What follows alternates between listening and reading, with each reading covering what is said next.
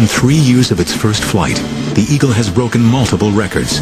It takes back all 8 time-to-climb records from the MiG-25, the very fighter it had initially been designed to beat. With performance levels like these, other countries are quick to express interest in acquiring F-15s.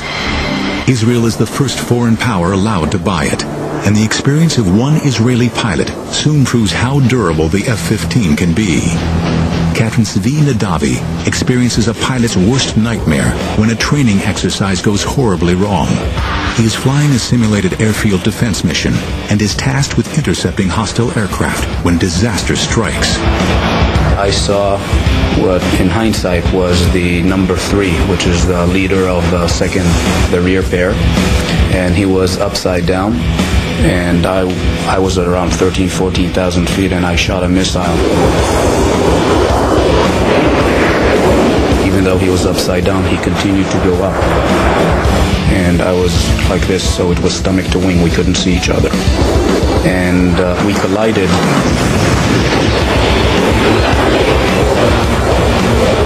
Big commotion, big bang. The A4 basically fireballed immediately.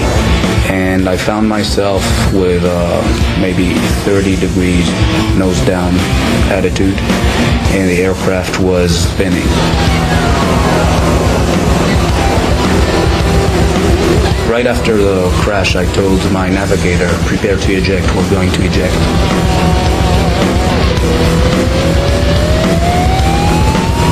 I opened afterburner, which is a totally opposite instinct when you're spinning towards the ground. Then the roll slowly stopped, and slowly I was able to bring the nose back up. I told my wingman to come close and to inspect me. There was a huge spray of fuel that was being drawn out of the wing, and it basically camouflaged what was going on there.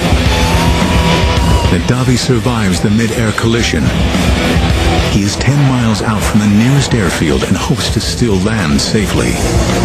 But the pilot cannot see what has happened behind the spray of leaking fuel.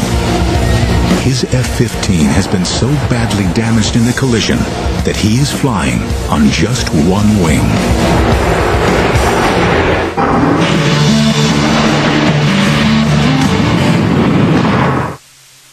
On last week's episode of The Revolution.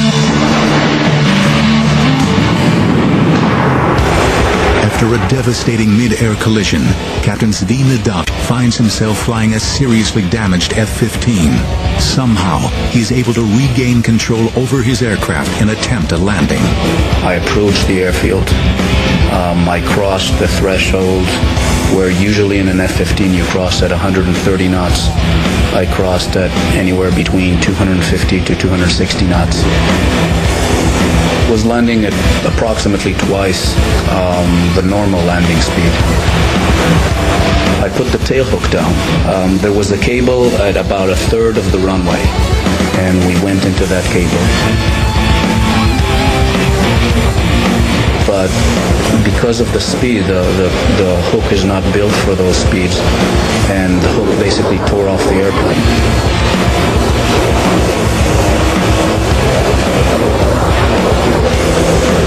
We stopped maybe 20 feet short of the barrier.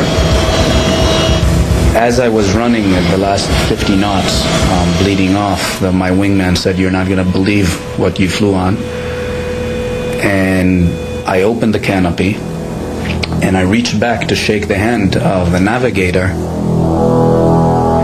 And as I was reaching back, that was the first time that I looked and I saw that I didn't have a wing on the right-hand side.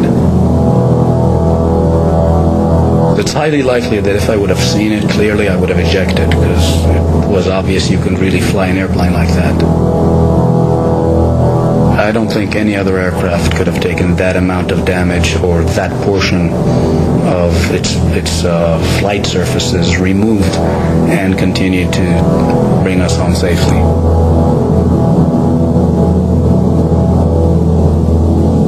The best testament was a good friend of mine who was an F-16 pilot, and he crossed and he saw that there was no wing, and his first words was, "Can I transfer to F-15s?"